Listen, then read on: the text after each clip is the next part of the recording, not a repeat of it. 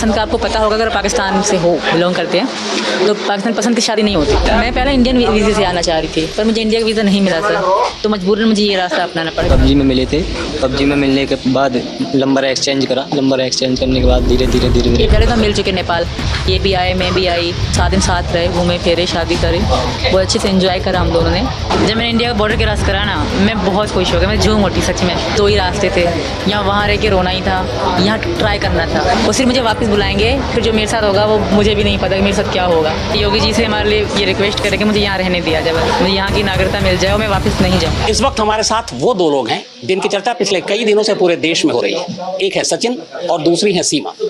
सीमा को सरहद भी कहते हैं। सरहद 2 मुल्कों के बीच होती है, हालांकि कहते हैं कि प्यार करने वाले कभी सरहद को नहीं मानते। आज इन दोनों से बात करेंगे और ये जानना चाहेंगे कि आखिर सीमा सरहद पार कर हिंदुस्तान क्यों चली आई। क्या सचमुच ये सब कुछ प्यार में हुआ? क्या सचमुच प्यार अंधा होता है, या सचमुच आज के ज़माने में इस तरह का भी प्यार देखा जा सकता है? तो शुरुआत आपसे सीमा। कराची में रहती हैं आप, पाकिस्तान से, हिंदुस्तान दूर है वहाँ से, और आप पाकिस्तान से अकेली 4 बच्चों को लेकर हिंदुस्तान चली आई। क्या वजह थी? इनका प्यार था सर। कैसा प्यार था? बेइंतहा, सबसे ज़्यादा, क्योंकि मैं अकेली वैसे भी रहती थी और पति मेरे इतने अच्छे नहीं थे, जितने भी अच्छे बन रहे हैं इतने अच्छे बिल्कुल ना थे, जितने भी अच्छे बनने की ओवर एक्टिंग कर रहे हैं। और मैं रिक्वेस्ट करती हूँ आप लोगों से, इनकी बातों पर ध्यान ना दें, ठीक? नहीं, मैं शुरू से आपसे जानना चाहता हूँ, पाकिस्तान और हिंदुस्तान के रिश्तों के बारे में भी आप जानती हैं, वैसे ही ठीक ठाक नहीं है, तनाव बना हुआ है, और ऐसे में एक सीमा नाम की 28 साल की एक लड़की या औरत कहूँ, अपने 4 बच्चों को लेकर एक अनजान देश में यूं ही चली आती है बिना वीज़ा के। तो इतना बड़ा जोखिम आपने लेना पड़ा सर। अब 2 ही रास्ते थे, यहाँ वहाँ रह के रोना ही था, यहाँ ट्राई करना था। अगर मैं पकड़ी भी जाती ना तो मुझे ये दुख ना होता कि मैंने कोशिश ना करी, वरना सारी ज़िंदगी पछताती कि मैंने कोशिश ही ना करी सचिन के पास जाने की। काश मैं कोशिश करती, मैंने कोशिश करी और कामयाब हो गई। मैं पहले इंडियन वीज़े से आना चाह रही थी, पर मुझे इंडिया का वीज़ा नहीं मिला सर, तो मजबूरन मुझे ये रास्ता अपनाना पड़ा। पहले तो मिल चुके नेपाल, ये भी आए, मैं भी आई, इन्होंने बॉर्डर क्रॉस करा, इनको मतलब सारा इन्फॉर्मेशन मिली बॉर्डर में कैसे होता है। हम 7 दिन साथ रहे, घूमे फिरे, शादी करी, बहुत अच्छे से एंजॉय करा हम दोनों ने। वहीं भी खाना पीना, होटल सब कुछ था। फिर मैं चली गई, बच्चे पीछे ही मेरी चाची के और बहन के पास थे, तो मैं वापस चली गई। मुझे जाना पड़ा बच्चों के कारण ना, शायद मैं तब नहीं भी जा रही थी, तो मुझे इन्होंने कहा कि चली जाओ। शायद मैं खुद गर्ज सी हो गई थी, पर ये ना हुए। मैं ये जानना चाहता हूँ सचिन आपसे, आपको इनसे प्यार कैसे? सर पबजी से हुआ था। आप पबजी खेलते थे? हाँ जी, पबजी में मिले थे, पबजी में मिलने के बाद नंबर एक्सचेंज करा, नंबर एक्सचेंज करने के बाद धीरे धीरे कब की बात है, कितना वक्त हुआ? 2020 की। 2020 में जब पहली बार आप पबजी खेलते थे, या पहली बार इनसे आमना सामना कैसे हुआ था? वो अगर कहानी बताओ। वो खेलते ही जी, मैं काम पे जा रहा था तो खेलते ही ऐसे ही पबजी में बात करते हैं, जैसे फ़ोन पे होती है बात, ऐसे बात भी हो जाती है, पबजी भी खेलते हैं। तो ये बोली इनके लो मेरे पास, जैसे मांगते हैं गन फन वैसे मांगते हैं पबजी में। तो मैं दुकान पे जा रहा था, तो क्या कहते हैं, मैंने एक गेम खेला इसके साथ, रखने के बाद फिर मैं दुकान पे काम करने लगा, मैंने फ़ोन रख दिया। उसके बाद फिर मैं छत पे सो रहा था, फिर उसके बाद ये 10 बजे करीब 9 बजे करीब ऑनलाइन आई थी, फिर हम दोनों साथ में खेले। फिर यहाँ पे कम आता था खेलना, मैं थोड़ा ठीक खेल लेता था, ज़्यादा भी ठीक नहीं, हाँ खेल लेता था। तो क्या कहते हैं, हमने ऐसे ही पबजी खेलते खेलते 15-20 दिन खेलकर हमने फिर नंबर एक्सचेंज करा। आपकी पबजी गेम से दोस्ती हुई, बातचीत हुई, आपकी शादी हो चुकी थी और 4 बच्चे हैं। शादी कैसे हुई थी आपका? क्योंकि ये कहा जा रहा है कि वो लव मैरिज थी, या क्या? वो लव मैरिज नहीं थी, खाली कोर्ट मैरिज थी, लव मैरिज बिल्कुल ना थी। ऐसा था कि मेरा कोई कज़न था, मतलब खलनायक था, पसंद करते थे मैं उनको, वो मुझे कहता था, रिश्ता मांगा, सबको पता होगा ये पसंद करते हैं। तो पसंद का आपको पता होगा, अगर पाकिस्तान से हो, बिलोंग करते हैं, तो पाकिस्तान पसंद की शादी नहीं होती, आमतौर पर बिल्कुल भी नहीं होती है। शहर में अब होती होगी तो अलग बात है, पर गाँव में बिल्कुल, मैं गाँव से शुरू में पैदा बड़ी गाँव में ही हुई हूँ। तो बहुत मतलब कहा गया कि इसने ऐसे कैसे हो सकता है, ये ऐसे हम रिश्ता नहीं करेंगे। तो मेरी इसी कारण मेरे पापा ने मेरी इनसे हैदर से मैरिज करा दी कागजी। मेरे मामा राजी ना थे, मेरे मामू जो है ना, वो कोई भी राजी ना था हैदर से। अब तक इनके कारण मेरे मामू बात अब तक मुझसे। तो आपकी शादी मर्दी के खिलाफ हुई? ये हैदर को पता है कि मजबूरी के कारण हुई, अगर उसे कोई पर्सनली पूछे तो। उसके बाद 4 बच्चे कब? पहला लड़का 15 में हुआ था मुझे, हाँ। उसके बाद दूसरी लड़की हुई उसके बाद तीसरी और मुन्नी जब मेरे पेट में थी ये चले गए थे कहाँ गए थे? सऊदी अरब। तो आप दोनों की लड़ाई बहुत हुआ करते थे, शुरू से लेके हम बहुत लड़ते थे, बहुत मारपीट होती थी हम दोनों में। ये वहाँ के मोहल्ले वाले बता सकते हैं, और ये हैदर से भी कोई पूछ ले कि आपने कभी इसको पत्नी को मारा नहीं, कि कभी आपने इसके ऐसा हुआ कई बार उसने मेरे मुंह में मिर्चें फेंक दी। ईद के इस दिन थे, मेरी दूसरी लड़की पैदा हुई थी तब की बात है, तो बहुत लड़ाई होती थी हम दोनों में। कई बार मेरे पापा बीच में आए, एक महीना मैंने इनसे, तब भी मैंने इनसे तलाक लेना चाह रही थी। पापा घर 1 महीना रही, फिर मेरी बड़ी बहन ने नहीं लेने दी, लड़ाई करी मुझसे और मुझे पापा घर से जाने को कहा, तो मैं चली आई गुस्से में। तो आप दोनों फिर अलग कब से थे? आप अलग अलग कब रह रहे थे? जब मेरी इनसे बातचीत ज़्यादा होने लगी ना, तब भी वो मतलब शक की नज़र से देखते थे। तब वो पाकिस्तान में थे ना, वो आए नहीं वापस, कभी भी नहीं आए। किस साल में गए थे? 19 में। तो 19 के बाद 23 तक नहीं आए? अब तक नहीं आए थे। तो मतलब जब वो नहीं थे उसके बाद फिर इधर सचिन से आपकी दोस्ती हुई? होगी, हाँ। तो जब पहली बार आप दोनों को जब प्यार हुआ तो आप दोनों कब मिले थे उसके बाद पहली बार नेपाल में? 10 मार्च 10 मार्च जी 2023। 2023 में। आप कैसे पहुंची नेपाल?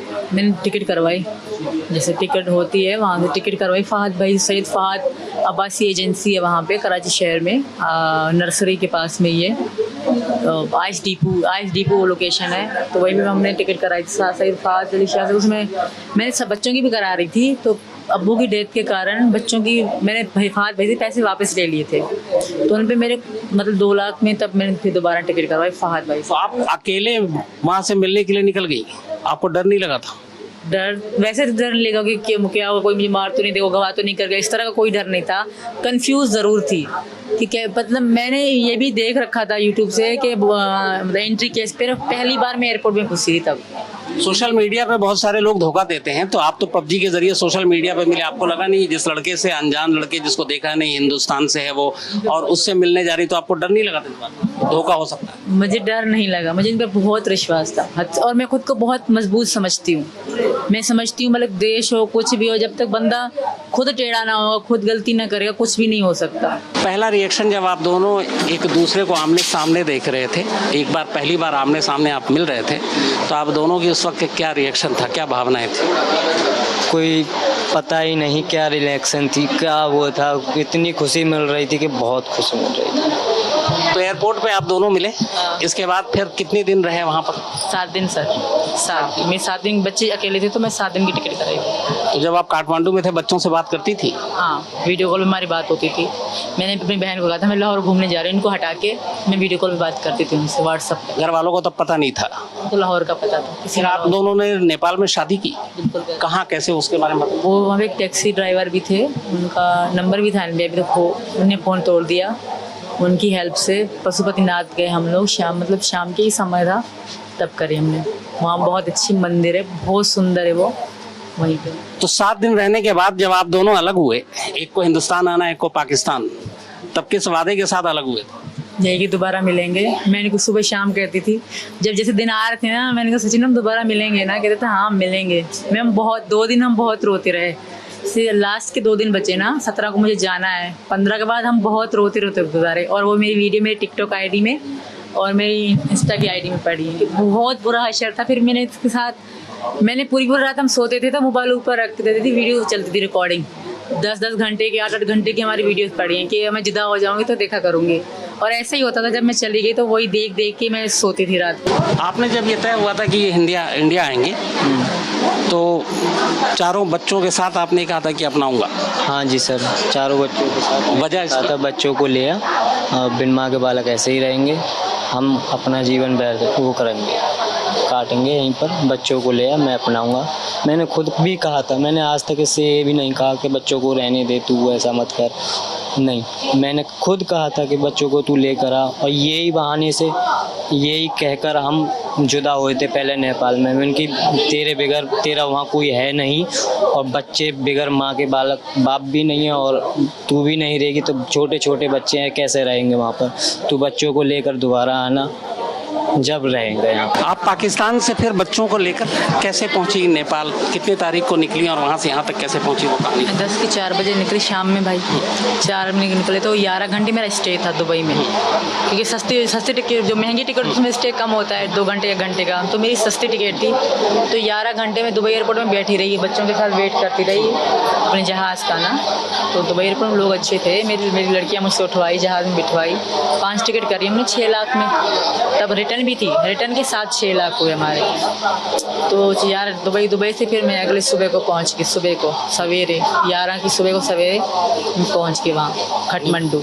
फिर मैंने भी एक होटल पहले बुक करा, बच्चों को खाना खिलाया। फिर उस होटल वाले ने मुझे बताया कि ये जगह है, तो वहीं से मैंने बस वाले से बात करी, तो उन्होंने मना कर दिया कि बस फुल है, तुम अभी नहीं जाएगी। फिर उन्होंने मुझसे नंबर लिया कि दूसरी बस जाती है, अगर जगह हुई तो मैं आपको बता दूँगा। तो मैं होटल पर चली, उन्होंने कहा सो जाओ रात को, तो मैं सो गई।